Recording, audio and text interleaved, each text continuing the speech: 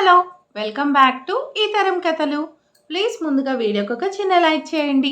లైక్తో పాటు హైప్ ఇవ్వండి. ఈరోజు స్టోరీ నువ్వే నా శ్వాస, ఎపిసోడ్ నెంబర్ 103. కథను రచించిన వారు అనురాధ గారు, వాయిస్ ఓవర్ శ్వేత. ఇక లేట్ చేయకుండా కథలోకి వెళ్ళిపోదాం. హైదరాబాద్ తిరుగు ప్రయాణం అవుతూ విక్రమ్ మార్గ మధ్యలో అభిరామ్తో మాట్లాడాడు. అతనికి అభి తన బాధ అంతా చెప్పాడు. అంజలి చేస్తున్న అల్లరికి తనకి చాలా విసుగొస్తుంది అని. అలాగే అంజలి, రాజేష్ అక్షిత కోసం వాళ్ళ ముందు నోరు జారడం అన్నీ చెప్పాడు. విక్రమ్ మొదట కంగారు పడినా వాళ్ళు రాజేష్ని ఏమీ చేయలేరు.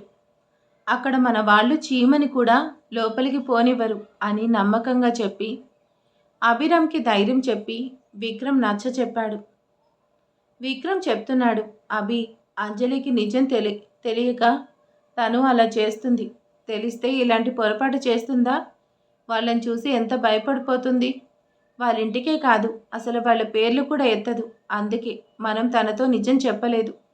ఆమె నిజం తెలుసుకుంటే ఇంత ప్రశాంతంగా ఉంటుందా? అర్థం చేసుకొని కాస్త ఓర్పు వహించు. మనం కంగారు పడితే ఆ సురేంద్ర వాళ్ళకి అసలు నిజం తెలిసే అవకాశం ఉంది. నేను వస్తున్నా, అంజలికి నేను నెమ్మదిగా అర్థమయ్యేలా చెప్తాను అని ఎన్నో విధాలుగా చెప్పాడతను. అభి నిట్టూరుస్తూ, సరే వదిలే, నువ్వేం టెన్షన్ అవ్వకు, నాకు అంజలి చేష్టలు అలవాటే అని చెప్పి ఫోన్ పెట్టేశాడు. విక్రమ్ అంజలి కోసం ఆలోచిస్తూ అమెరికా కాల్ చేసి జాగ్రత్తగా ఉండాలని ఆర్డర్స్ ఇచ్చాడు. కాసేపటికి మధుసూదన్ గారి ఫోన్ రావడంతో అతనికి పోలీస్ ఆఫీసర్ అలర్ట్ అయ్యి, సార్, మొత్తం సాక్ష్యాలు సాధించాను. ఆ భూపతికి ఎగనెస్ట్గా ఊరు మొత్తం కంప్లైంట్ ఇచ్చింది. నేను హైదరాబాద్లో అడుగు పెట్టగానే నేరుగా మీ దగ్గరికి వస్తున్నా అని వివరం చెప్పి హైదరాబాద్కి చేరుకునే పనిలో ఎయిర్పోర్ట్ చేరుకున్నాడు. అంజలి, ముష్టి కార్లో ఇంటికి వస్తున్నారు. కానీ ఆమె పక్కన ఉన్న ముష్టి ఆమెతో ఒక్క మాట కూడా మాట్లాడలేదు. అతనికి కూడా అంజలి ప్రవర్తన కోపం తెప్పించింది.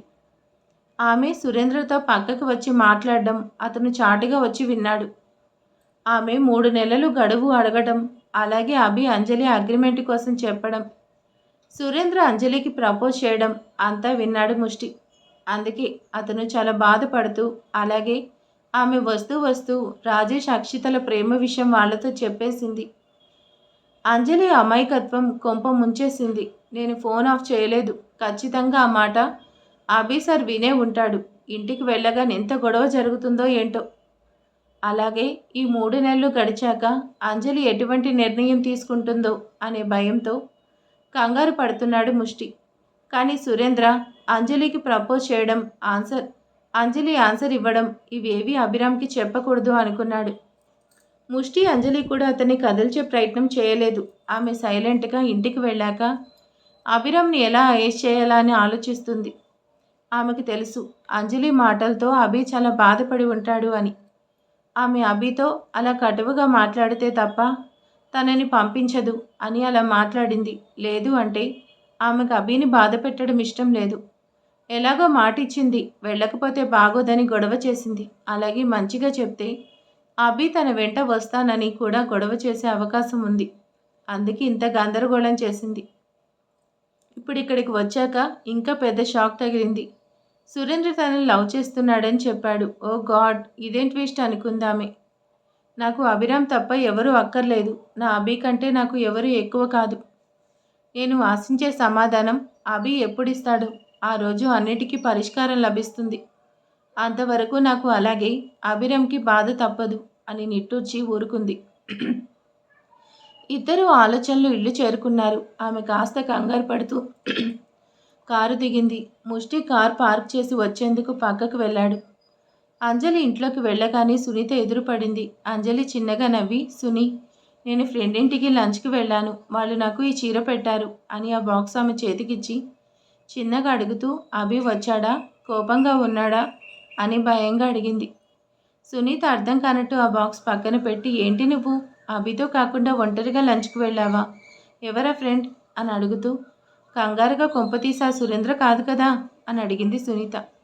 అంజలి చిన్నగా నిట్టూర్చి, కొంప తీయకుండా సురేంద్రనే అని చెప్పి, అభి ఇంకా ఇంటికి రాలేదుగా అని అడిగింది. సునీత రాలేదు అన్నట్టు తల ఊపి మౌనంగా ఉండిపోయింది. అంజలి హమ్మయ్య అనుకొని ఆమె గదిలోకి వెళ్ళిపోయింది. అంతలో లోపలికొచ్చిన ముష్టి సునీత కంగారుగా ఉండడం చూసి జరిగిందంతా చెప్పాడు. అంజలి అభిరామ్ని ఎలా బ్లాక్మెయిల్ చేసింది, అలాగే ఆ సురేంద్ర అంజలిని ఎలా ట్రాప్ చేస్తున్నాడు అన్నీ చెప్పాడు. అంతే, సునీతకి ఎక్కడలేని కోపం వచ్చింది. అంజలికి రాను రాను అల్లరి ఎక్కువ అవుతుంది. కొంచెం కూడా బాధ్యత లేకుండా చేస్తుంది. ఇక్కడంతా ఆమె కోసం ఇంతలా ఆలోచిస్తూ కంగారు పడుతూ ఉంటే అది నేరుగా పులిబోనులో కడుగు పెడుతుంది. ఆ దుర్మార్గుల మాటలు నమ్ముతూ అభిరామ్ని బాధ పెడుతుంది. ఇలా కాదు, దానికి తాను చేస్తున్న తప్పేమిటో తెలిసేలా చేయాలని ముష్టికి ఒక ప్లాన్ చెప్పింది. ఎట్టి పరిస్థితుల్లోనూ అంజలికి ఒక 4 రోజులు ఎవరూ మాట్లాడొద్దు అని సలహా చెప్పి మన స్ట్రైక్ కోసం అభిరామ్కి అలాగే రేపు రాబోతున్న విక్రమ్ గారికి తెలియకూడదు. వాళ్ళ అంజలి ఎన్ని అల్లరి పనులు చేసినా ముద్దు చేస్తూనే ఉంటారు. అందుకే వాళ్ళకి చెప్పద్దు. మనమంటే మనతో పాటు వినోద్ అంకుల్ కూడా అంజలితో మాట్లాడకూడదు. నేను అంకుల్తో మాట్లాడతా. పాపం అభి ఇప్పుడు ఎక్కడున్నాడో, ఎంత బాధపడుతున్నాడో అని దిగాలుగా అంటుండగా అభి అక్కడికి వచ్చాడు. అతని మొహంలో బాధ, కోపం కనిపించడం లేదు. కానీ ఎంతో నీరసం, నిస్సువ కనిపిస్తున్నాయి. మనకి ఇష్టం అనుకున్న వారు మనల్ని పట్టించుకోకుండా ఉంటే ఎంత బాధ అనిపిస్తుందో, అలాగే వాళ్ళు మనకి దక్కకున్నా పర్వాలేదు, వాళ్ళు సంతోషంగా ఉంటే సంతోషమే కలుగుతుంది. అలా కాకుండా వాళ్ళు పోయి ప్రమాదంలో పడుతూ ఉంటే చూస్తూ ఉండడం నరకంలా ఉంటుంది. అభి ఆ నరకం అనుభవిస్తున్నాడు. అందుకే అతను అలసిపోయి నీరసించిపోయి అలా ఉన్నాడు. అంజలి మాటలు అభి మనసుని చాలా బాధ పెట్టాయి. అసలు నిజం ఆమెకు తెలియక అలా మాట్లాడుతుంది అని అతనికి తెలుసు. అయినా అతని మనసు తట్టుకోలేకపోయింది. అతని పరిస్థితి సునీత ముష్టి అర్థం చేసుకున్నారు. అక్కడికి వచ్చిన వినోద్ గారు కూడా కొడుకు పరిస్థితి అర్థం చేసుకొని నెమ్మదిగా అర్థం చేసుకుంటుంది. నువ్వు దిగులు పడకు అభి అని నచ్చచెప్పే ప్రయత్నం చేశారు. అభి చిన్నగా నవ్వి ఇట్స్ ఓకే డాడ్. అంజలి సంగతి నాకు తెలీదా ఏంటి అని అతని గదిలోకి వెళ్ళిపోయాడు. సునీత మనసు బాధపడింది. అంకుల్, మీరు కూడా అంజలితో మాట్లాడొద్దు 4 రోజులు. దానికి బాధ అంటే తెలియాలి. ఎదుటి వారిని బాధ పెట్టేలా ప్రవర్తిస్తే ఎలా ఉంటుందో తెలియాలి. అంటే మనం దానితో కాస్త కోపం నటించాలి. మరీ ముద్దు చేసేశాం అని ఒక ఆలోచన చేసుకున్నారు. అందుకే అంతా ఆమెను ఖాతరు చేయనట్టు బిహేవ్ చేయడం మొదలుపెట్టారు. అభిరామ్ రాక గమనించిన అంజలి భయంగా అతని గదిలోకి వెళ్ళింది.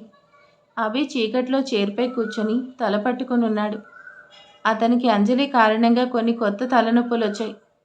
అనవసరంగా రాజేష్ కోసం ఆ సురేంద్ర దగ్గర మాట్లాడి రిస్క్ తెచ్చిపెట్టింది. కానీ ప్రమాదం ఏమీ లేదు. వాళ్ళు రాజేష్ విషయంలో నిర్ణయం తీసుకున్నారు. అతనితో ఎటువంటి ఉపయోగం లేదు అని సురేంద్ర వెనక్కి వచ్చేశాడు. విక్రమ్ కూడా ధైర్యంగా ఉన్నాడు. కానీ ఆ సురేంద్ర నన్ను బాధ పెట్టడానికి అని కావాలని ఆ రాజేష్ని ఏమైనా చేస్తారా? అక్షిత బాధపడితే నాకు బాధేగా అని భయం కలుగుతుంది అభికి. అంతలోని ధైర్యం కలుగుతుంది. అమెరికాలో చాలా టైట్ సెక్యూరిటీ ఉంది. వాళ్ళు రాజేష్ని చేరుకునే ఛాన్స్ లేదు. సో కంగారు లేదు. కానీ ఆ సురేంద్రగాడికి ఎంత ధైర్యం? నా శశిమేఘన్నే ట్రాప్ చేయాలని చూస్తున్నాడు. వాడికి బాగా మూడింది. అందుకే రెచ్చిపోతున్నాడు. చెప్తా వాడి సంగతి. ఇప్పుడు ఇంకా సమయం రాలేదు. వచ్చిన రోజు వాడికి ఎముకలు ఇరగొడతాను అని నిర్ణయం మీద ఉన్నాడు. అంతేకాదు, అతనికి ఇంకో పని కూడా ఉంది. అభిరామ్ ఆస్ట్రేలియా వెళ్లాల్సిన అవసరం వచ్చింది. అక్కడ ఒక ప్రాపర్టీ విషయమై అతనితో పాటు వినోద్ గారు కూడా 4 రోజులు అక్కడికి వెళ్ళాలి. ఇక్కడ అంజలిని వదిలిపెట్టి వెళ్ళడం అతనికి ఇష్టం లేదు. కానీ తప్పడం లేదు. ఎలాగో విక్రమ్ వస్తున్నాడు, సో ప్రాబ్లం లేదు అనుకుంటూ ఆలోచిస్తూ ఉండగా అంజలి గదిలోకి వచ్చి చీకటిగా ఉండడం చూసి లైట్ ఆన్ చేసింది. అభి ఉలిక్కిపడి చూశాడు. అతని ఎదురుగా అంజలి కనిపించింది. అతనికి ఎంతో బాధగా అనిపించింది. అందుకే మొహం పక్కకి తిప్పుకుంటున్నాడు. అంజలి అతని దగ్గరగా వెళ్ళి నిలుచొని కోపంగా ఉన్నారా? నాకు తెలుసు మీ కోపం వచ్చిందని. సారీ సార్, మీరు నన్ను పంపించాలని కొంచెం ఎక్కువే మాట్లాడాను. అయినా మీ భయం అంతా నాకేదో అయిపోతుంది అనేగా. చూడండి, నేను క్షేమంగా తిరిగి వచ్చాను. అంతేకాదు, మీరు అనుకున్నట్టు వాళ్ళు నన్ను ఏమీ అనలేదు. నాకు ఎటువంటి ప్రమాదం తలపెట్టలేదు. ఎంతో ఆప్యాయంగా చూశారు. మీరు చేసిన గొడవ కోసం ఒక్క మాట కూడా మాట్లాడలేదు. అంతా ఇప్పుడు సర్దుకుంది. వాళ్ళకి నీపై కోపం ఉండకూడదు. వాళ్ళకి మీరంటే మంచి అభిప్రాయం ఉండేలా చేయాలి. అని అలా మొండిగా బిహేవ్ చేశాను. నేను సురేంద్ర లంచ్కి పిలిస్తే నో చెప్పలేదు. అందుకే అర్థం చేసుకొని నన్ను తిట్టకండి ప్లీజ్. నేను మాట ఇచ్చినట్టు విక్రమ్ అన్నయ్య వచ్చాక ఆయన మ్యారేజ్ అయ్యే వరకు ఎక్కడికి వెళ్ళను ప్రామిస్. ఆ తర్వాత నేను అని ఏదో అంటూ ఉండగా అభిరామ్ ఇంక తన వల్ల కాదు అన్నట్టు కోపంగా పైకి లేచి ముష్టి అని గట్టిగా పిలిచాడు. అతని అరుపు విన్న అంజలి భయపడింది. ఆ పిలుపు ముష్టి విని కంగారుగా అభి గదిలోకి వచ్చాడు. అభి అతని వైపు చూసి రేయ్, నేను డాడ్ 4 రోజులు ఆస్ట్రేలియా వెళ్తున్నా. కొంతమంది కోసం కంగారు పడి వాళ్ళ కేరింగ్ కోసం ముఖ్యమైన పని పెండింగ్ పెట్టాను. ఇప్పుడు నాకు వాళ్ళ కోసం కంగారు లేదు. ఎందుకంటే ఇప్పుడు వాళ్ళకి ఎక్కడ లేని ధైర్యం వచ్చేసింది. సో నా రక్షణ వాళ్ళకు అవసరం లేదు. అసలు నా అవసరమే వాళ్ళకి లేదు. సో రేపు విక్రమ్ వచ్చాక నేను డాడ్ వెళ్ళాలి. ఆ పని చూడు. నాకు తలనొప్పిగా ఉంది. సునీతని కాఫీ పంపించమని చెప్పు. ఇంక ఇక్కడ ఉన్న వాళ్ళు నా రూమ్ ఖాళీ చేస్తే కాస్త ప్రశాంతంగా ఉంటుంది. సో అని అంజలి వైపు చూడకుండా ఆమెకు బయటకు వెళ్ళమని అర్థమయ్యేలా చెప్పాడు అభి. అంజలి మనసు బాధపడింది. అభిరామ్ కోపంలో అర్థం ఉంది అని ఆమె అర్థం చేసుకోలేదు. నాతో మాట్లాడను అని చెప్తున్నావు అంతేగా, సరే అని దిగాలుగా బయటకు వచ్చేసింది. అంతలో అక్కడికి సునీత కాఫీ పట్టుకొని వచ్చింది. అభి విసుగ్గా ఇద్దరి వైపు చూసి చెప్పాడు, 4 రోజులు నేను డాడీ ఇక్కడ ఉండము. మీరందరూ అంజలిని జాగ్రత్తగా చూసుకోవాలి. అల్లరి పిల్ల, దానికి ఏమీ తెలీదు, అమాయకురాలు. నేను బాగా అరిచేశాను. ఎంత బాధపడి ఉంటుందో. అందుకే మీరంతా అర్థం చేసుకొని తనని జాగ్రత్తగా చూసుకోండి. నేను 4 రోజుల్లో తిరిగి వస్తాను. అప్పటి వరకు అంజలి బాధ్యత మీరే చూసుకోవాలని చెప్పి కాఫీ అందుకొని లాన్ వైపు వెళ్ళిపోయాడు అభి. సునీత ముష్టి ఒకరి మొహం ఒకరు చూసుకొని ఇలా ముద్దు చేస్తే అంజలి దారిలోకి రాదు. చూడు, ఆమె ముందు అరిచి మనకి మాత్రం మరదల్ని జాగ్రత్తగా చూసుకోమని చెప్పి వెళ్తున్నాడు. మనం మాత్రం కాస్త కోపం నటిద్దాం. అభి ఎలాగో ఇక్కడ ఉండడు. సో మన ప్లాన్ అమలు చేయడంలో అడ్డు ఉండదు అని ఒక నిర్ణయానికి వచ్చారు ఇద్దరు. అంజలి అభి కోపం భరించలేకపోయింది. అభి, నేనంతా నీకోసమే చేశాను. నీ బాధ్యతలో నాకు భాగం ఉంది అని నేను ఆలోచించాను. అందుకే నీకు ఇష్టం లేదని తెలిసినా మొండిగా ప్రవర్తించాను. నేను సారీ అని చెప్పినా నువ్వు నన్ను అర్థం చేసుకోకుండా మాటలు అనేసావు. నాకు నీ అవసరం లేదు అని అంటున్నావు. అంతేకాదు, నా కోసం నీకు ఇంకా దిగులు లేదు అని కేర్ తీసుకొని అనేసావు. అంటే ఏంటి అర్థం? నన్ను లవ్ చేసి ఉంటే ఇంత సింపుల్గా మాట అనేసేవాడువా? నేను అన్నదే నిజం. నీకు నాపై ఉన్నది బాధ్యత, కృతజ్ఞత. అంటే ప్రేమ కాదు. నీకు నా బాధ్యత పెద్దలు అప్పచెప్పారు. అందుకే నా కోసం ఇంతలా ఆరాట పడుతూ ఉన్నావు. అంతే కదూ? కాక ఇంకేమి? నీకు నాపై లవ్ ఉందా? నాకేం తెలియడం లేదు. కానీ నాకు నీపై నేను మొయ్యలేనంత ప్రేమ ఉంది. అందుకే నీకు శత్రువులు అంటూ ఎవరు ఉండకూడదు. నువ్వు వాళ్ళ దృష్టిలో పడకూడదు అనుకొని, నీ మీద వాళ్ళ కోపం ఉండకూడదు అనుకొని ఆ సురేంద్ర ఇంటికి వెళ్ళాను. కానీ నువ్వు నాతో మాట్లాడకుండా కోపడుతున్నావు. నాకు చాలా బాధగా ఉంది. నాకు నువ్వు కాకుండా ఇంకెవరున్నారు అని ఏడుస్తూ రాత్రంతా గదిలో ఉండిపోయింది అంజలి. ఆ ఇంట్లో వాళ్ళు ఆమెను ఎవరూ పిలవలేదు. అంజలి రాత్రి భోజనం చేయలేదు అని సునీతకు తెలుసు. ఆమెకు కష్టంగా ఉన్నా అంజలి అల్లరి చేష్టలు మాని అభిరామ్ని ప్రేమించాలని కాస్త పంతంగా ఉంది.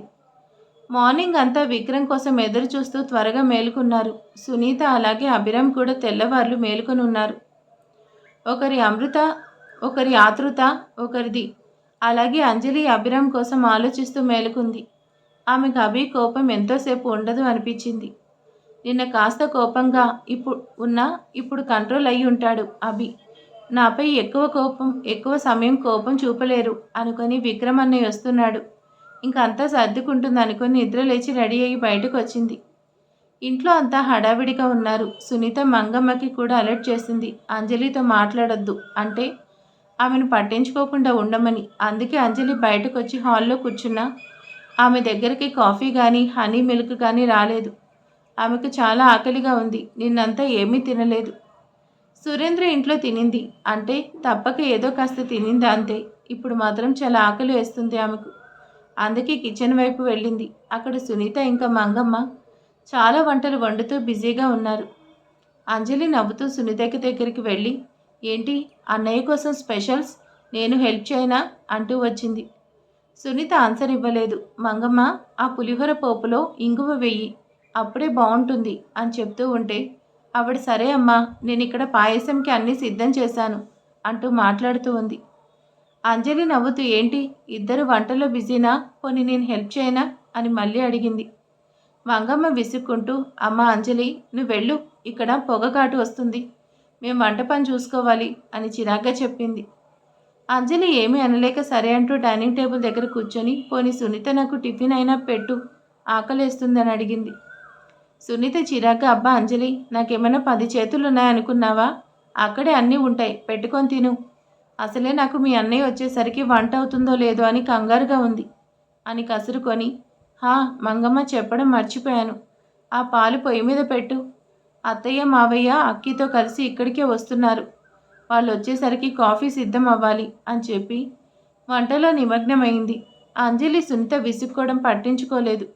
పాపం కాబోయే శ్రీవారు రాబోతున్నారని ఎంత ఆతృత పడుతుందో అనుకొని అక్కడ ఉన్న టిఫిన్ పెట్టుకొని తింటూ ఉంది. ఆమె టిఫిన్ తినడం చూసి సునీతకు కాస్త రిలీఫ్గా అనిపించింది. ఈ తింగరి పిల్ల రాత్రంతా ఏమీ తినలేదు, ఇప్పుడైనా తింటుంది సంతోషం అనుకుని పనిలో పడింది.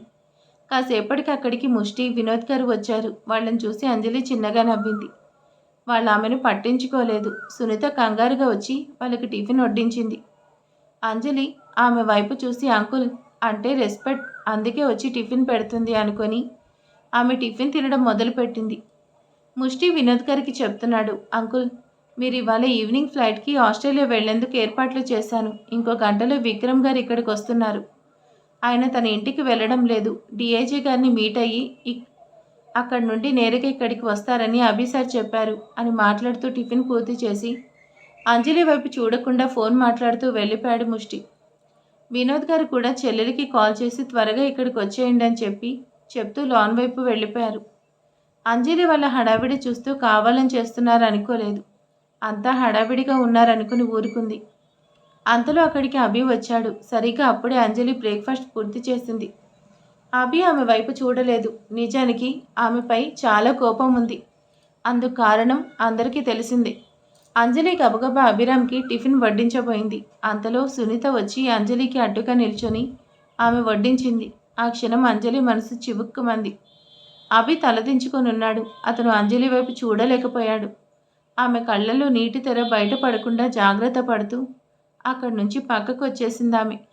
అంజలికి అర్థమైంది సునీత తనపై కోపంగా ఉంది, అందుకే తనకి తప్ప అందరికీ టిఫిన్ వడ్డించింది అని. ఆమె చిన్నగా నిట్టూర్చి ఇంకక్కడ ఉంటే ఆఫీస్కి వెళ్ళిపోవడం బెటర్ అనుకుని, కానీ విక్రమ్ అన్నయ్య వచ్చేటప్పుడు ఇక్కడ ఉండకపోతే తను అప్సెట్ అవుతారు, అలాగే నాకు అన్నయ్యని ఎప్పుడు చూస్తానా అని ఉంది అని ఆలోచిస్తూ ఎటూ వెళ్ళలేక బయటకు వచ్చి గార్డెన్లో ఉన్న స్పైకీ రాఖీతో కాసేపు గడపాలనుకుని అటుగా వెళ్ళింది. అభిరామ్ అంజలి వెళ్ళాక సునీతను అడిగాడు, అంజలి టిఫిన్ చేసిందా అని. ఆమె నవ్వుతూ చేసింది, మీరు ఆమె కోసం ఆలోచించకుండా టిఫిన్ చేయండి, విక్రమ్ గారు వస్తున్నారు, ఇలా డల్గా ఉంటే ఎలా అని చెప్పి టిఫిన్ పెట్టింది. అభి తినడం పూర్తి కాగానే అక్కడికి లలిత గారు కుటుంబం మొత్తం వచ్చారు. ఆవిడ మేనల్లుడిని చూసి ఏంట్రా అభి డల్గా ఉన్నావు, ఒంట్లో బాలేదా అని అడిగింది. ఆవిడ అభి నవ్వుతూ నాకేం చాలా బాగున్నా అని చెప్పి అక్కిని చూసి హాయ్ ఏంటి మేడం, ఎలా ఉంది నీ కొత్త కంపెనీ పని అని అడిగాడు. ఆమె తన కంపెనీ కోసం చెప్తూ ఉంటే అభి వింటూ ఉన్నాడు. లలిత గారు, మూర్తి గారు హాల్లో కూర్చున్నారు. వాళ్ళ పక్కనే వినోద్ గారు ఉన్నారు. అక్కడి వాళ్ళకి మంగమ్మ కాఫీ అందించింది. విక్రమ్ గారు, మూర్తి గారు మాటల్లో పడ్డారు. ఆ రోజు సాయంత్రం తమ ఆస్ట్రేలియా వెళ్లాల్సిన అవసరం కోసం చెప్తున్నారు వినోద్ గారు. లలిత గారు పక్కనే సునీత ఉంది. ఆమె అత్తయ్య గారితో ఏదో మాటలు కలుపుతూ ఉంది, కానీ అంజలి ఎలా ఉంది, ఏం చేస్తుందనే కంగారుగా ఉంది. సునీతకి ముష్టి మేడపై కూర్చొని ఫోన్లో విచిత్రతో జరిగిందంతా చెప్పి తనని కూడా ఇక్కడికి వచ్చామని చెప్తున్నాడు. ఆమె సరే అని అభి ఇంటికి వచ్చే పనిలో ఉంది. లలిత గారు అంజలి కోసం వెతుకుతున్నారు. ఆమెను అభిరామ్ సస్పెండ్ చేశాడనే సంతోషకరమైన వార్త తెలుసుకుంది. ఆవిడ ఇంకా ఆమె ఇక్కడ ఎందుకు బయటకు పంపించేయండి అని చెప్పాలనుకుంది, కానీ సునీత ఫ్రెండ్ కాబట్టి పెళ్ళయ్యే వరకు ఊరుకోవాలని ఆలోచించింది. కానీ అంజలిని ఏడిపించేందుకు 4 మాటలు రెడీ చేసుకుంది. కనిపిస్తే అవమానిద్దామని చూస్తుంది, కానీ ఆమె కనిపించలేదు. ఏమై ఉంటుందా, ఎటుపోయిందా అని చూస్తుంది లలిత గారు. మరి ఆ తర్వాత ఏం జరగబోతుంది ఏంటి అనేది నెక్స్ట్ పార్ట్‌లో చూద్దాం. ఈరోజు ఎపిసోడ్ ఎలా ఉందో ప్లీజ్ కామెంట్ చేసేయండి, లైక్ చేయండి. Thank you.